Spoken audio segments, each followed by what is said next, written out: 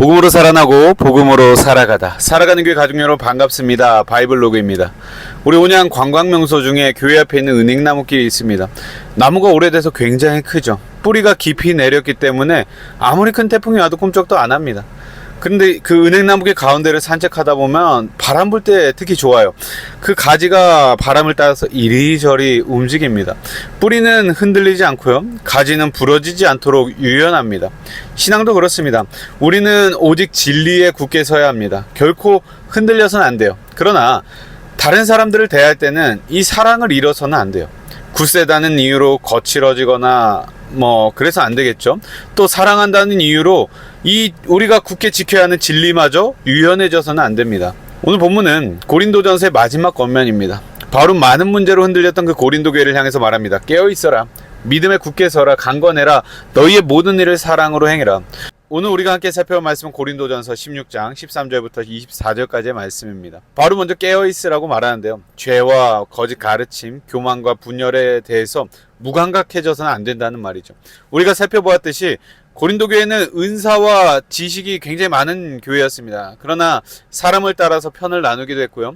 자유를 자기들의 욕심대로 사용하기도 했고요. 성찬하는 가운데 가난한 사람들을 부끄럽게 하기도 했고 부활을 부정하는 가르침에 흔들리기도 했습니다. 그래서 바울은 영적으로 정신을 차리라고 권면합니다. 신앙이라는 것이 그렇지 않습니까? 우리가 첫 단추를 아무리 잘 끼웠다고 해서 그 상태가 자동으로 계속해서 유지되는 건 아니에요. 말씀 앞에서 끊임없이 자신을 돌아보고 무엇이 복음에 합당한지 계속 분별해야 합니다.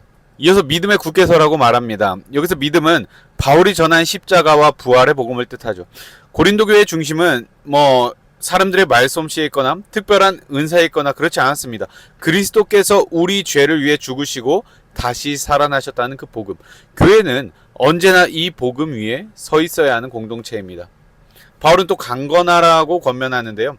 개역개정에는 남자답게 행하라고 되어 있는데 이 말씀은 남성만을 위한 명령은 아니고요. 모든 성도에게 두려움에 굴복하지 말고 용기 있게 믿음을 지키라는 뜻입니다. 그러나 바울은 강함만 강조하지 않고 곧바로 이렇게 덧붙입니다. 너희의 모든 일을 사랑으로 행해라.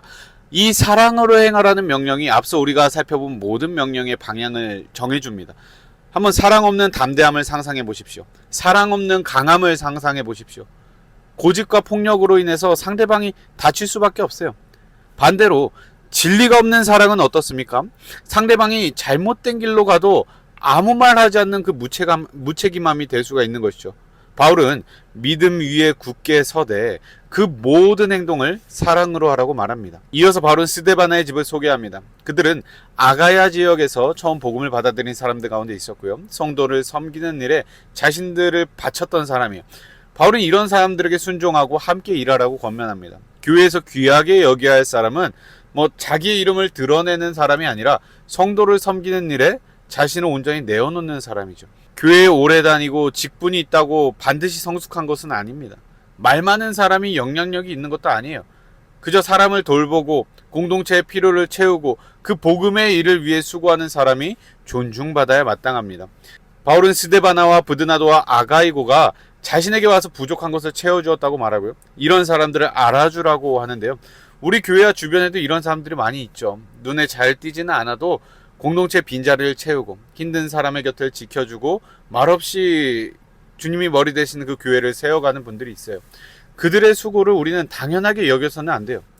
그리고 바울은 굉장히 무서운 말을 남깁니다. 누구든지 주님을 사랑하지 않는 사람은 저주를 받아라. 마라나타. 바울은 교회가 다시 오실 주님을 바라보며 살아야 한다고 말합니다. 주님이 다시 오신다는 그 사실을 믿는 사람은요, 잠들어 있을 수 없어요. 믿음의 문제에서 쉽게 물러설 수도 없습니다. 오늘의 선택과 섬김이 결국엔 주님 앞에서 모두 드러날 것을 알기 때문에 결국에는 깨어있고 사랑으로 살아가게 되는 것이죠.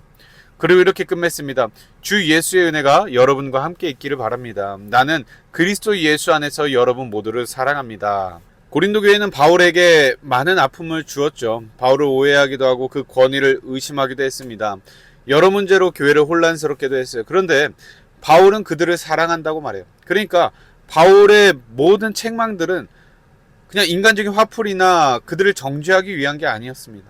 그리스도의 은혜 안에서 오직 그 교회를 바로 세우려는 사랑의 권면이었습니다. 살아가는 교회 가족 여러분, 우리는 무엇에 굳게 서고 무엇에 부드럽고 유연해야 될까요? 우리는 오직 복음과 진리 위에 굳게 서야 합니다. 세상의 분위기나 평가에 상관없이 우리는 오직 예수 그리스도의 십자가와 부활에 있어서는 물러서서는 안 되는 거예요. 죄의 수렁에서 오직 은혜로 건진받은 자로서 그 죄의 추악함을 드러내고 죄를 죄라고 마땅히 말할 줄 알아야 합니다. 그러나 사람을 대할 때는 사랑으로 행해야 합니다. 옳은 말을 한다고 다 능사는 아니에요. 사랑이 없이 거칠게 말하고 무시하고 정죄해서는 안 되겠죠. 진리를 말하되 살리기 위해서 말해야 합니다. 회복을 바라면서 말해야 합니다. 또한 교회 안에서 누가 정말 귀한 사람인지 돌아보십시오. 물론 모두가 귀하지만 보이지 않는 곳에서 다른 지체들을 돌보고 빈자리를 채우고 힘든 사람들의 마음을 위로하고 그 하나님 앞에서 그 사람들 얼마나 귀한 일꾼입니까? 그들의 수고를 당연하게 여기지 말고 알아주고 감사하십시오. 함께 일하고 존중하고 그들이 지치지 않도록 계속해서 격려하십시오. 계속 받아 누리기만 해서는 안 됩니다. 그것에 익숙해져서도 안 돼요. 하나님의 은혜를 입고 다른 지체들에게 세움을 받았다면요, 이제는 마땅히 함께 세워나가야 합니다. 교회는요, 서비스를 받으러 다니는 곳이 아니에요. 우리 자신도 그런 사람들이 되어야 한다고요. 우리는 예수 그리스도를 닮아가는 존재이기 때문입니다. 그리고 다시 오실 주님을 기다립시다. 마라나타의 소망을 품고 오늘을 살아갑시다. 주님이 다시 오신다는 그 사실이 오늘을 살아가게 하는 원동력이 됩니다. 더 깨어있고 더 신실하고 더 사랑하게 하는 것이죠. 우리의 힘만으로는 끝까지 굳게 설 수가 없습니다. 사랑으로 모든 일을 행할 수도 없어요. 그래서 바로 마지막에 주 예수의 은혜를 구합니다.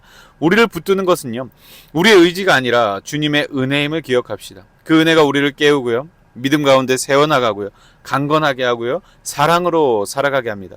오늘도 주 예수의 은혜를 의지해서 깨어있고 믿음에 굳게 서고 담대하고 강건하되 모든 일을 사랑으로 행하는 우리 살아가는 교회 모든 가족들 되시길 주님의 이름으로 축복합니다. 살아가는 교회 가족 여러분, 오늘도 복음으로 살아갑시다.